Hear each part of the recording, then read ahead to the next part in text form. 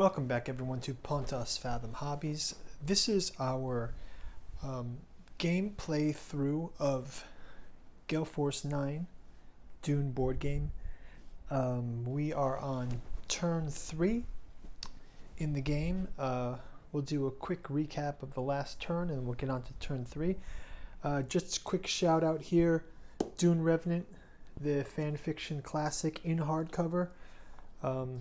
Available in the link below, can help support the channel. Thanks for that. I'm going to be doing readings from this on the Pontos Fathom Press channel, so check that out if you're interested in sort of an alternate view of how Dune 7 ended based on some fan fiction. And also we'll be doing a Dune podcast weekly on the Pontos Fathom Books channel. So go check that out in the links below if you're interested in Dune. We'll be covering Frank Herbert's influence by Jungian psychology and some other topics. So if you're a Dune fan, it'll be really great and really good way to explore the sequel. Okay, so I will put the rule books handy nearby. We're playing 8 factions here. And obviously there's no solo rules, so I'm kind of doing a simulation walkthrough. This is kind of a good way to look at how the game flow will be and help me get familiar with the rules again. So thanks for your comments below. Really help me out to point out if I do something wrong or if there's a better way of doing something. Like I mentioned, we're playing with the original 6 houses from the main game, as well as the 2 houses, the Ixians and the Tleilaxu from the house expansion. So we'll put these over here and keep them handy. And before we start turn 3, let's do a quick summary. We had the storm blocking the Harkonnens. We had a las gun hit a shield, wiping everyone out in Arrakeen last turn. The Fremen were able to get to Hebanya Siege, and the Ixians got a character, get a force on the board, and was able to capture some spice. There's still some spice remaining here. As you can see, there's a huge lot of bodies in the Tleilaxu Axolotl tanks to be resurrected. So let's get into it. Okay. So first we're going to start out with the storm phase. We will pick a storm phase card. And we've got 5 sectors. So we can move the storm 5 sectors. 1, 2, 3, 4, 5. Okay, and we're moved it over to the Hebanya Urg. As we can see here, we also have the Spacing Guild turn indicator. So the first player will be the Harkonnens, and this obviously this space is blocked for the storm phase. Okay, so that's the end of the storm phase. Let's jump into the spice blow and nexus phase. So we'll check our spice card, and we've got the Hebanya Ridge Flat. So here's the Hebanya Urg, and here's Hebanya Ridge Flat, which is also the location of the Tleilaxu. Wow, so that's 10 spice that goes on the Hebanya Ridge. So we can put those there. Okay, next up is the Nexus phase, and I think we're going to have an alliance between the Tleilaxu and the Emperor, so we can check out their alliance here. So in the alliance cards, we've got the Emperor and the Tleilaxu, and we can read these off.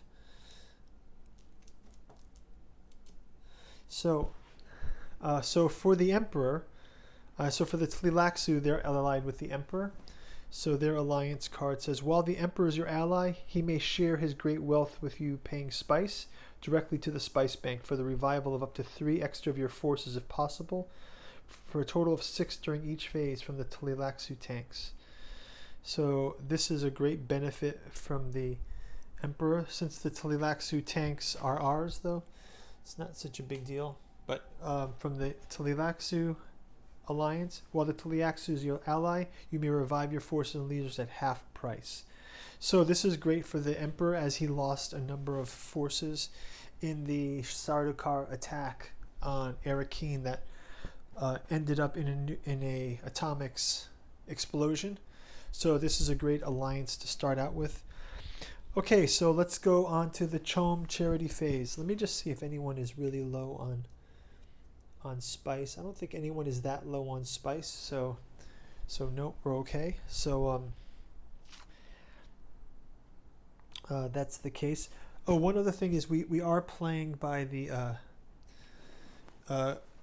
Kwisatz Haderach rules here. So because of those forces lost in Arakeen, we're going to advance the Kwisatz Haderach token to 1, 2, 3, 4, 5. So they've lost 5 tokens last game. Every time you lose a force, the card says, every time you lose a force in battle, move your Kwisatz Haderach counter by the number of spaces equal to the number of the forces lost. After your counter reaches 2nd, you may use the Kwisatz Haderach token. So once they get to 7, if they lose 2 more forces, they get this +2 for the Kwisatz Haderach. So let's see how that goes. Okay, so let's get into the bidding phase. So again, we're going to go to our treachery cards. As you know, we start out with the Ixians are able to add an extra card, so we'll count out 8 for the players. 1, 2, 3, 4, 5, 6, 7, 8, and then we add 1 more, and that can be either put on the top or the bottom of the deck. So let's take a look at the deck. And we have there's a number of worthless cards here. I think they will take one of the worthless cards and put it to the bottom of the deck to increase their odds of not getting it. Okay, so we move the worthless card to the bottom of the deck. We shuffle these up.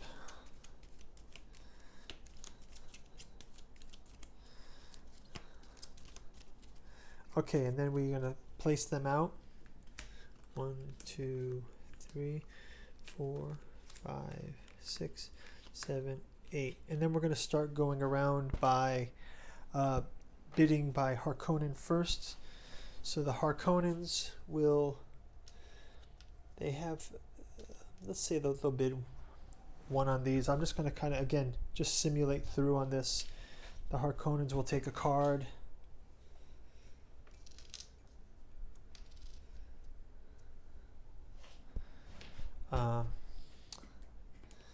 Next up is the Bene Gesserit. Let's say they bid up a card as well. How many treachery cards do they have now? They have 3 now. So, okay. You also remember the Bene Gesserit prediction. We're on turn 3. They were predicting Harkonnens to win in turn 5. Just calling that out. So let's have them bid on a card. Next card is back to the Fremen. Let's say the Fremen get a card also for 1. Oh, again, all of these go to the Emperor. All of this money goes to the Emperor for treachery cards. So all of this bidding money goes here. Fremen get a card in addition to their spice production token. Next on the board would be the Tleilaxu, the Ixians. Let's say the Ixians get into a bidding war with the Emperor. So we'll say they both charge 2 just to simulate some activity there. We'll have the Ixians win.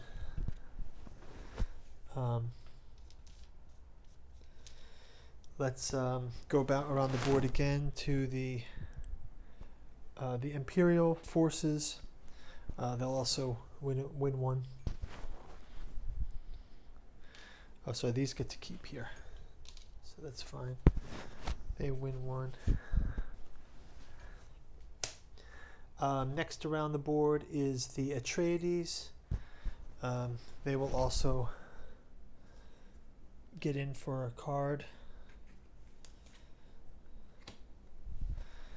The next one around the board is the Tililaxu. They'll be in for a card as well.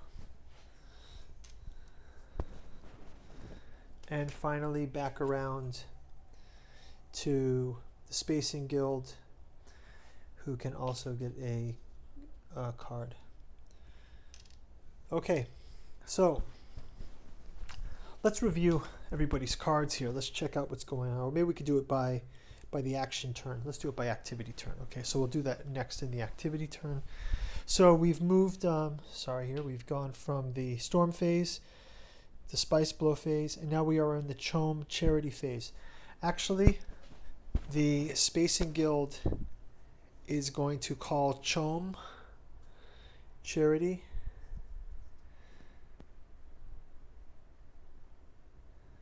So I know that the Chom Charity, they can get some charity, but I just want to see how that piece works for spice production. For spice production, if at least one player, including you, takes Chom Charity, you collect 1 spice for every tech token you control.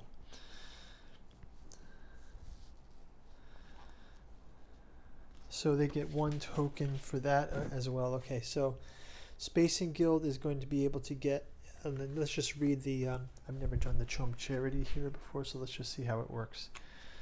Chom Charity.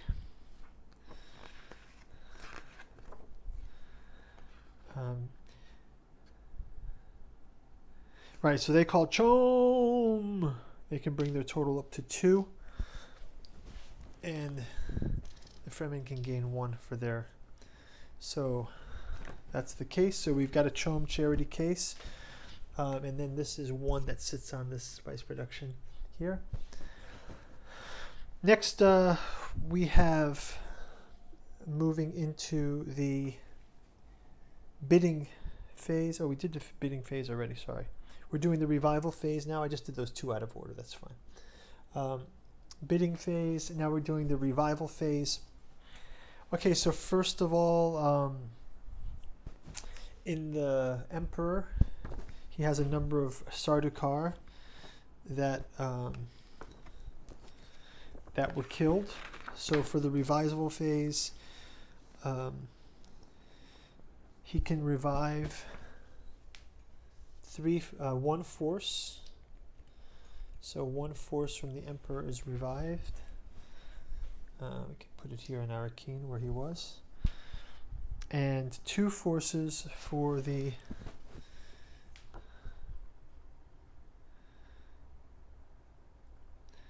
so he can also pay 2 spices per force, but let me reread what the card says. If you may revise your forces for half price, so he can just revise his forces for 1. So let's do 1, 2, 3, 4.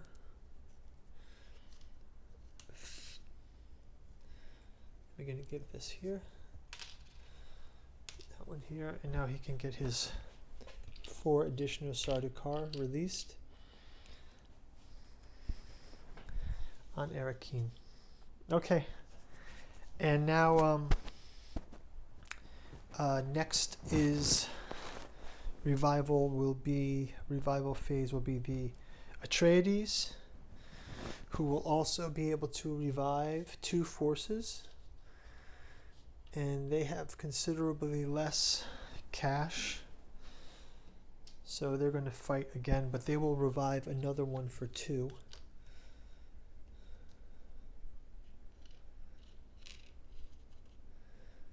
And this 2 is here.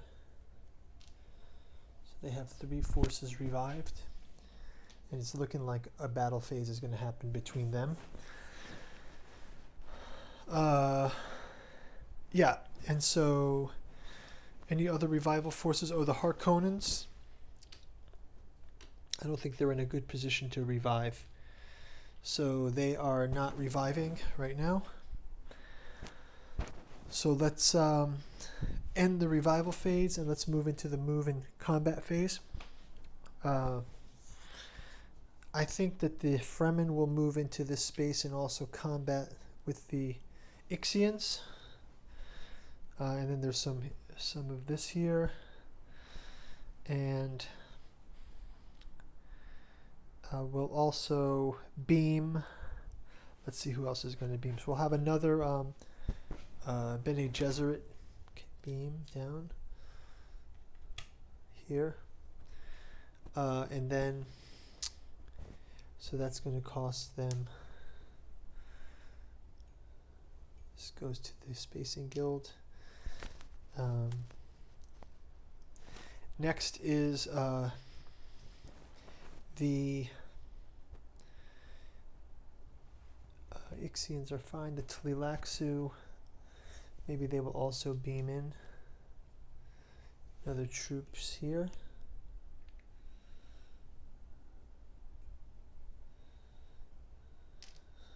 Just the Spacing Guild. And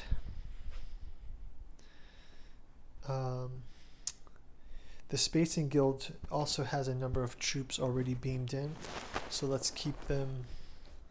Let's have the Spacing Guild now. Oh, okay, they're all set. I think they're not going to spend that. So okay, let's go to the battle phase. So before we get to the battle phase, let's take a quick survey of the different players and their battles, where they're going to work from. So the Emperor is in Arakeen, so there'll be a combat there. They have a trader who is from the Spacing Guild. They have 2 snoopers, a shield snooper, and they have the Tleilaxu. They also have the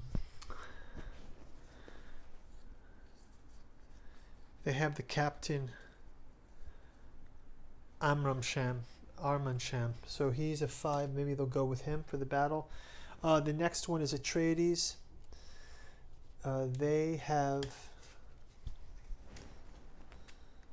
poison, Irulan, and a Balisset. So maybe they'll try to trash this Balisset, get rid of that in their battle. They have Gurney Halleck, so that's looking good. Duncan Idaho and the Lady Jessica. Maybe they will play Lady Jessica. Okay, so and then the next one is the Fremen. The Fremen have a Tleilaxu trader. They have Cheap Hero and Karama. So after the faction complete their @startup actions and game setup, use this card to stop a player from using one of his faction advantages. Okay, not that one. So we'll use artillery and maybe Cheap Hero. So yeah, maybe they can do this. Kills both leaders, so maybe we'll put the Cheap Hero. Yeah, this is a great mix, so okay, good idea. Okay, so we'll dial up. Let's do the Fremen and actually we'll do the who's first here. Yeah, the Fremen and Ixians first. So Ixians will take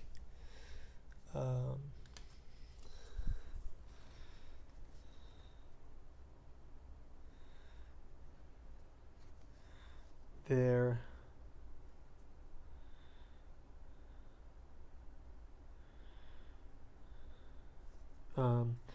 snooper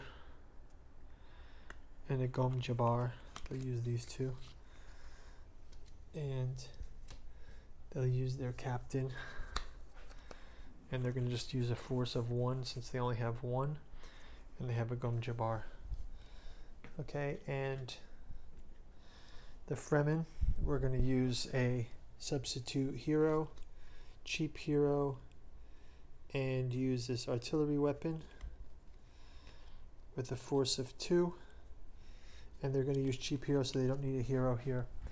So we resolve the battle and kill the opponent's leader, which is the Cheap Hero.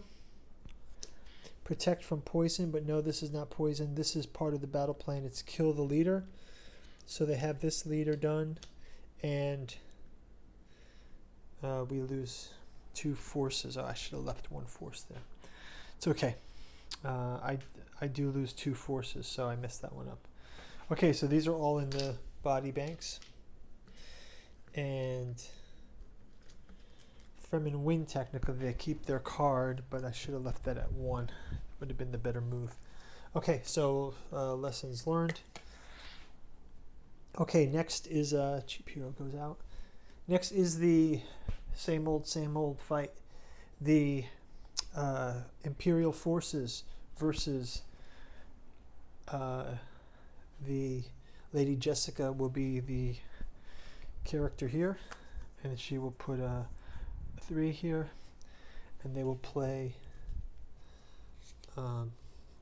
these 2, and the Sardaukar will use their leader. They'll try to just lose 3, and they will play 2 treachery as well, or they can just play 1. Okay, so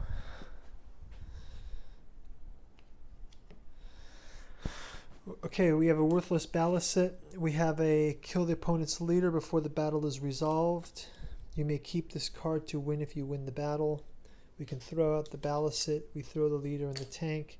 It's 5, 6, 7, 8 versus 3. We lose 3, and they lose 3.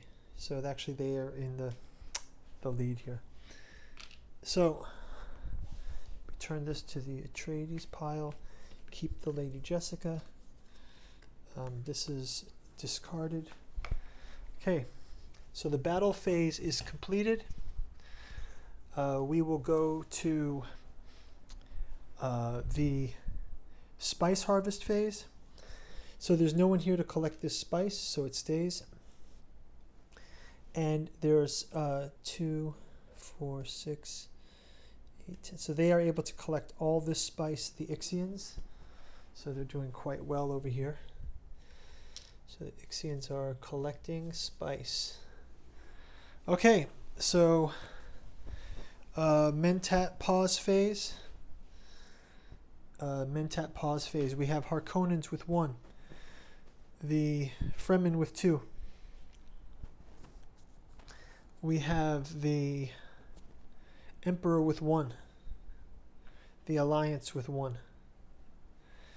And we also are at 7, so the Atreides get the Kwisatz Haderach. So the Kwisatz Haderach transforms the water of life, and he is now in power.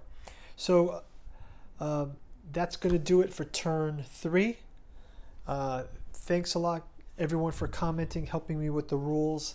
Let me know what I did wrong. Let me know if I missed something. If you like the channel, please like and subscribe. Check out the links in the description. I will be doing on our Patreon some read-throughs of Dune Revenant, and I will have the full audiobook read-through in the membership. I'll be working on that, so that's up and coming. Also, you can pick up the book in the links below. And like I mentioned on the other channel, I will be doing the podcast where our topic this month is Dune. So if you're interested in some Dune and psychology and origins of Frank Herbert's thinking, head on over there. And I will see you on turn 4, which is right over here. That's 1 turn away from what the Bene Gesserit predicted for the Harkonnens to win. So let's see if the prediction comes through. Okay, thanks everyone. Bye-bye.